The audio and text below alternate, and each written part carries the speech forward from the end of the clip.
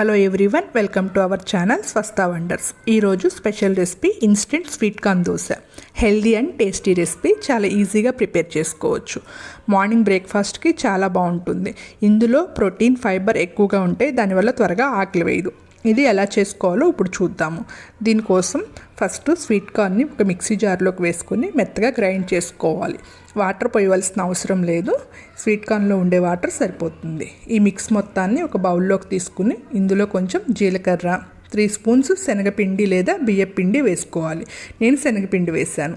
ఇందులో కొంచెం అల్లం తరుగు, కొన్ని పచ్చిమిర్చి ముక్కలు, కొన్ని ఉల్లిపాయ ముక్కలు, ఇంకా క్యారెట్ తరుగు, కొంచెం కొత్తిమీర తరుగు, టేస్ట్కి సరిపడినంత సాల్ట్ కూడా వేసుకుని అంతా మిక్స్ చేసుకోవాలి. ఇందులో కొంచెం వాటర్ వేసి బాగా కలుపుకోవాలి. మనం దోశ వేసుకుంటాం కదా, ఆ పిండి ఎలా ఉంటుందో ఆ టైప్లో కలుపుకోవాలి. ఈ పిండి మొత్తాన్ని బాగా కలుపుకొని ఇప్పుడు పక్కన పెట్టుకోవాలి. ఈ కన్సిస్టెన్సీలో ఉండాలి పిండి. ఇది పక్కన పెట్టుకుని ఇప్పుడు స్టవ్ పైన ఒక ప్యాన్ పెట్టుకోవాలి.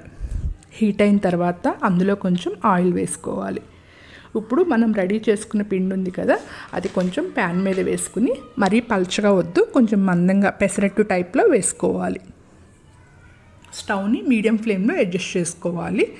దీనిపైన కొంచెం నువ్వులు స్ప్రింకిల్ చేసుకోవాలి. వేసుకుంటే టేస్ట్ బాగుంటుంది. దీన్ని 4 మినిట్స్ పాటు కాల్చుకోవాలి.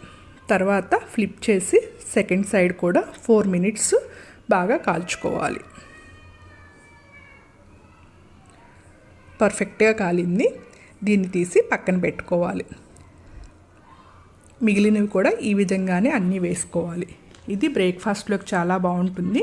హెల్దీగా తినాలి అనుకునే వారికి, డైట్లో ఉన్న వారికి ఈ రెసిపీ పర్ఫెక్ట్గా సెట్ అవుతుంది. ఇప్పుడు instant sweet corn dosa ready అయ్యింది. దీనిలోకి అల్లం చట్నీ ఆర్ కొబ్బరి చట్నీ బాగుంటుంది. నేనైతే అల్లం చట్నీతో తీసుకుంటున్నాను. మీరు కూడా ట్రై చేసి ఎలా ఉందో కామెంట్ చేసి చెప్పండి. Thank you to all. Please like, share and subscribe to my channel.